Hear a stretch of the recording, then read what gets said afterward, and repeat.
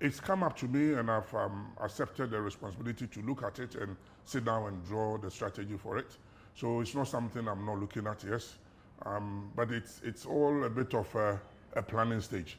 I've got a job here to do, as you realize.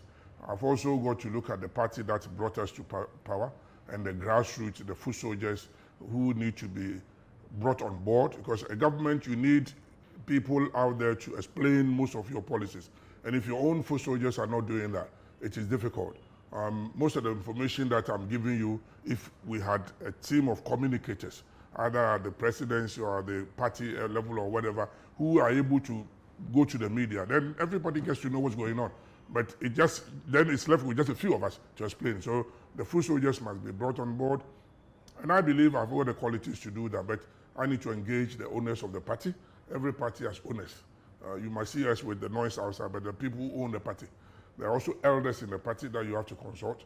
Before you can open your mouth, open and say, hey, I'm going for this. So you are not ruling out? No, I'm not ruling out. You are not ruling out. I am actually in the thick of consultation now.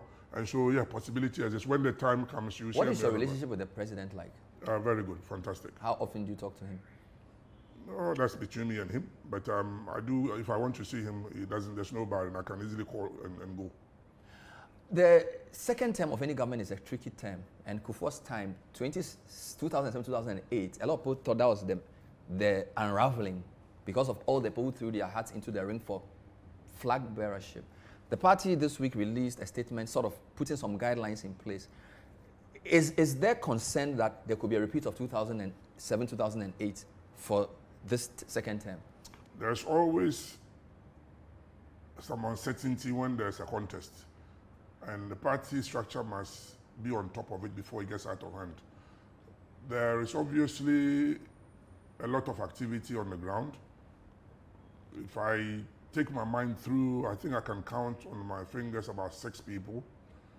And you remember we did a constitutional change that if it goes beyond 5, we'll cut it down. I went for one of them, you remember, and we cut it down to 5.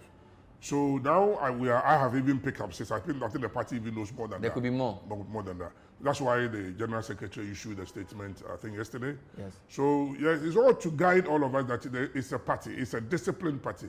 It's not anyhow you want to behave, we allow you.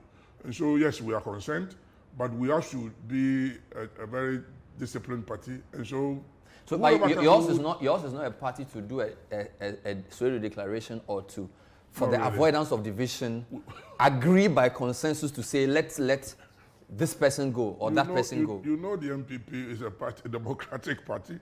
You know they won't agree to such a thing. You know we are a party that promotes freedom of expression. You know it's a party that promotes freedom of the liberty of the individual and all that principle. And for us to cow people down, it's not in our culture. Even if you feel that the contest can split the party or disadvantage the party in an election? That has not been on there's no danger for that at the moment. I've seen a split of the party in 1979.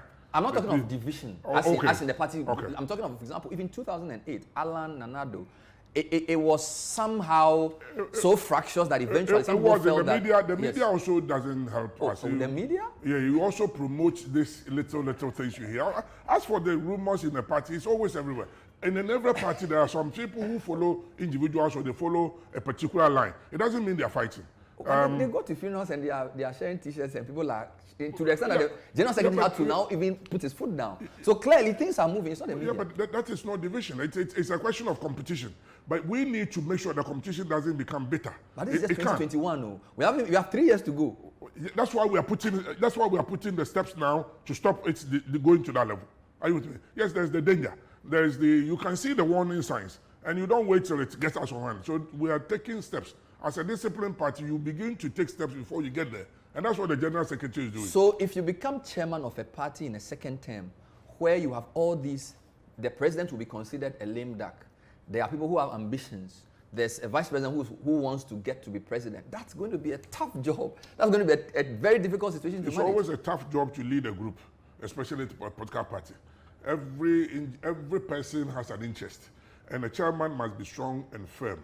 Your basic principle is that your job is to organize them to become a fighting and winnable machinery. It's organization. If you are able to relate to the grassroots and the foot soldiers, because that's a bulk, it's a mass organization.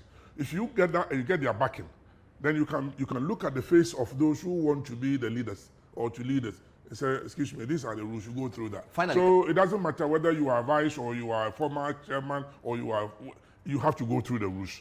Can we see this SIGA job as your sort of auditioning for that?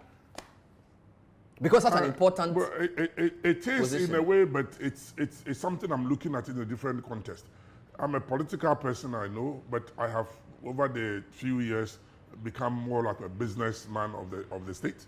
And so the corporate environment is where I've been operating, where we don't talk much, but in politics you do.